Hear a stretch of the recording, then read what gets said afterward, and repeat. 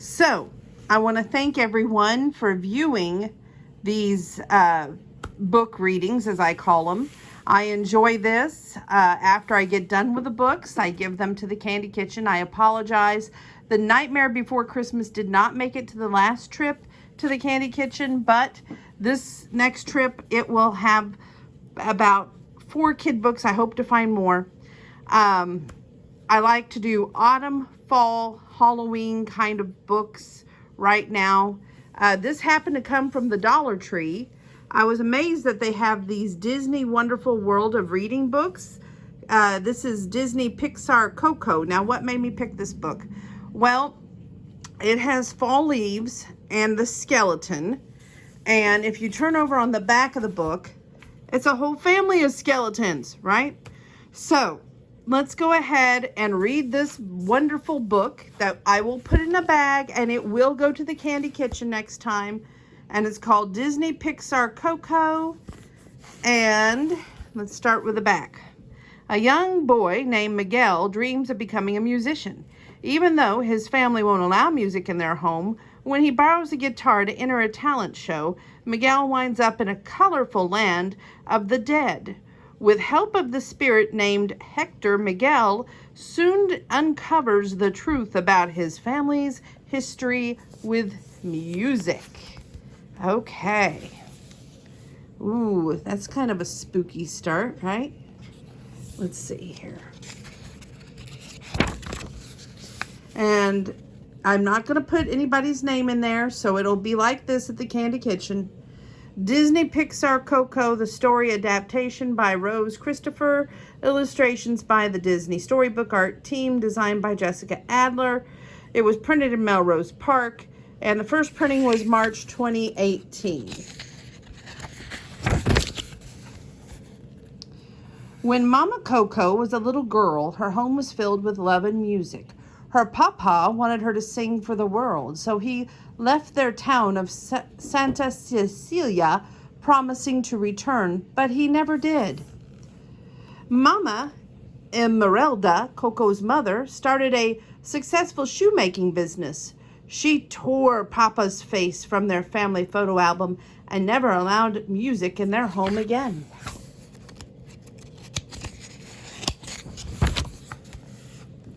Years passed. Coco grew up and had family of her own. She had many children, grandchildren, and great-grandchildren. Some traditions didn't change. Everyone in the Riviera family made shoes, and no one was allowed to play music.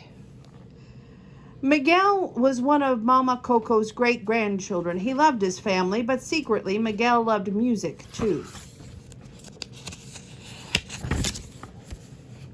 Miguel wanted to be like Ernesto de la Cruz, a famous musician from Santa Cecilia. Ernesto had passed away many years before, but Miguel still listened to his music. The young boy had a homemade guitar and practiced in the attic. Only Dante, a street dog, ever heard him play. Every year, a talent show was held in the Santa Cecilia the night before Dia de los Muertos, the Day of the Dead. This year, Miguel planned to sneak away and enter it. But Abigaila, Miguel's grandmother, stopped him from leaving. Tonight is about family, Abuelita told him. She took him to a room where marigold flowers, food, and candles decorated an altar, the Orienda. Photos of loved ones who had passed were also on display. As long as someone's photo was on the ofrenda, that person's spirit could cross over from the land of the dead on the Dia de los Muertos. It's one night of the year our ancestors can come visit us, she reminded Miguel.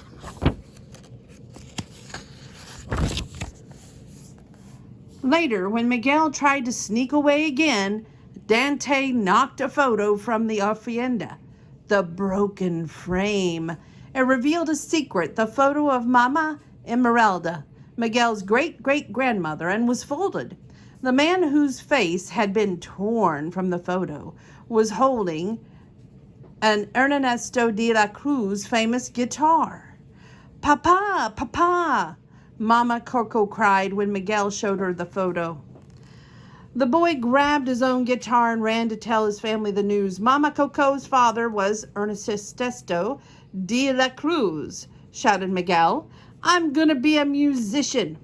But Abuelita thought music was a curse to the family and smashed Miguel's guitar. Still, the heartbroken boy was determined to enter the talent show.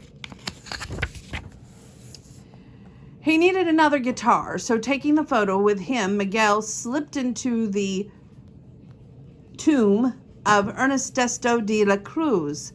The famous guitar was hanging on a wall. Miguel didn't think his great-great-grandfather would mind if he borrowed it. Miguel strummed that guitar and glowing marigold petals swirled around him.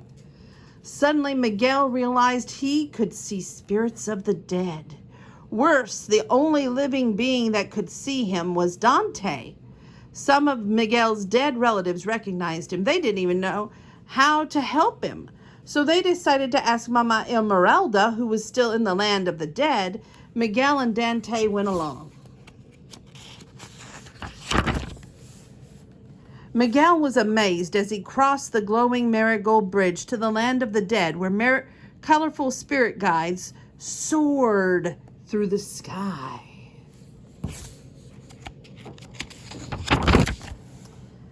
Miguel was cursed because he had stolen from the dead. He needed a relative's blessing to return to the land for the living. And he needed precious Sonia. Mama Esmeralda, Sonia, please, offered to give Miguel her blessing if he promised to never play music again. Miguel couldn't promise that. None of his other dead relatives would defy Mama Esmeralda and give him the blessing. So Miguel and Dante slipped away. Miguel decided to ask a relative who loved music, his great-great-grandfather, Ernesto de la Cruz, but he needed to find him. The boy met a spirit named Hector who claimed to know de la Cruz. Hector agreed to help Miguel. In return, Miguel would put Hector's photo on the family ofrenda so Hector could visit the land of the living. To help Miguel blend in, they painted his face to look like a skeleton. It was difficult to meet the de la Cruz because he was famous in the land of the dead, but on Dia de los Muertos, the winner of the talent show would be invited to play to a party to play for the de la Cruz. Hector found a guitar for Miguel and even helped him perform. The audience loved him.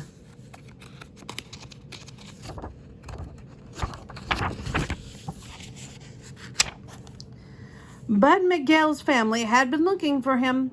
Mama Esmeralda arrived on her spirit guide, a giant winged jaguar named Pepitito.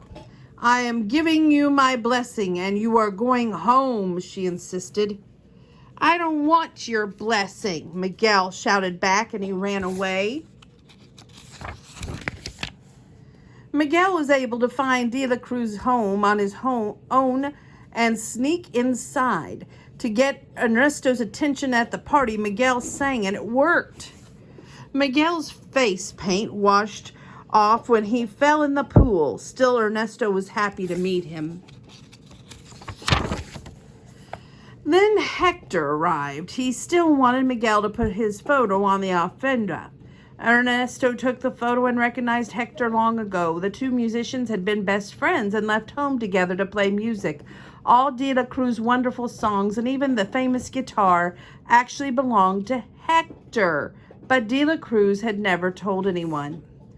For the first time, it became clear why Hector had regretted leaving his family and wanted to go home.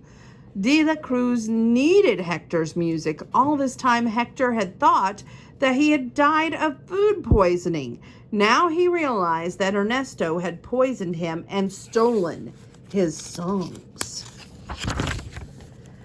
Ernesto didn't want anyone to find out. He slipped Hector's photo into his pocket, and Hector and Miguel tossed into a deep pit. Hector was growing weak. When someone was no longer remembered in the land of the living, their spirit disappeared forever. "She's forgetting me," Hector said sadly. "Who?" asked Miguel. "My daughter, my Coco," the spirit told him. The song that made De La Cruz famous, "Remember Me," was actually a lullaby Hector had written for his little girl, Coco. Miguel pulled out the photo that showed Mama Coco as a little girl. She was Hector's daughter. "We're family," Hector realized. Just when they heard a noise and looked up, Dante had brought Mama Esmeralda and Pepita to rescue them. Miguel realized how much Dante had helped him. Suddenly the dog sprouted wings. He had been Miguel's spirit guide all along.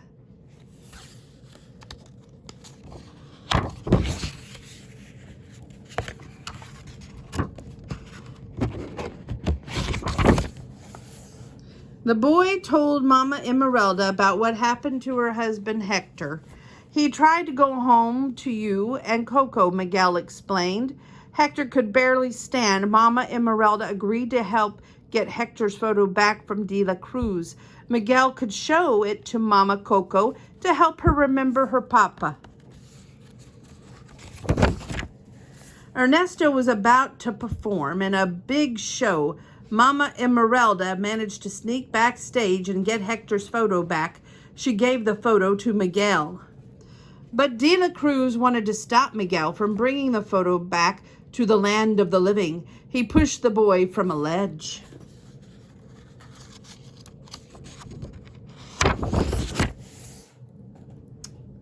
Happily, Dante and Pepita saved Miguel. His relatives were happy to see he was all right. Unfortunately, Hector's photo was lost. Then Pepita tossed De La Cruz into the bell tower. By this time, Hector was very weak, but he knew it was time for Miguel to return to the land of the living.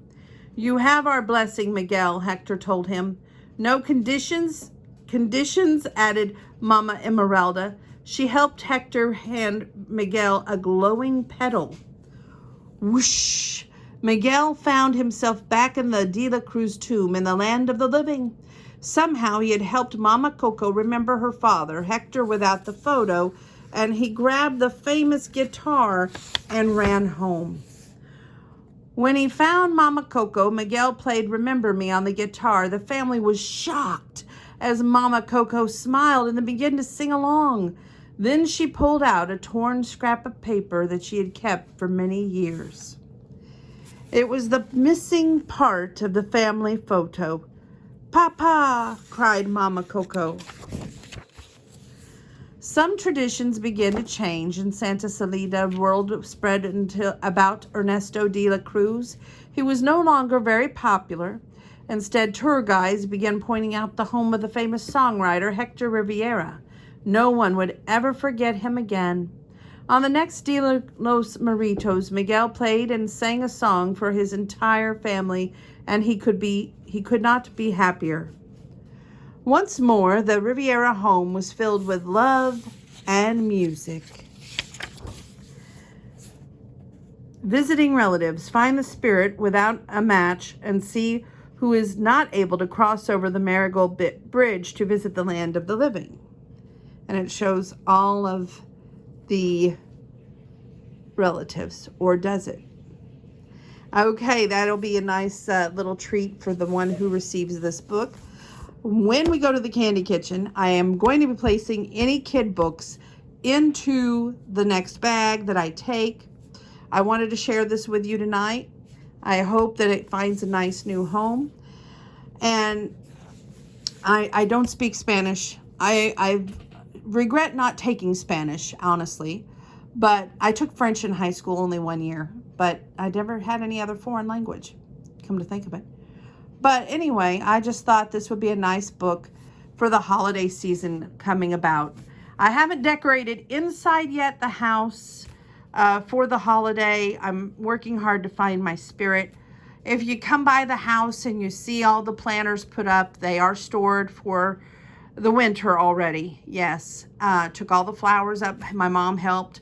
We dumped the dirt and stored. I washed out the containers and they're stored for the winter. I just got to find the spirit to decorate inside the house. I usually do Halloween and Thanksgiving, so it's both together. But thank you for enjoying these videos. I enjoy reading these books to y'all. Take care.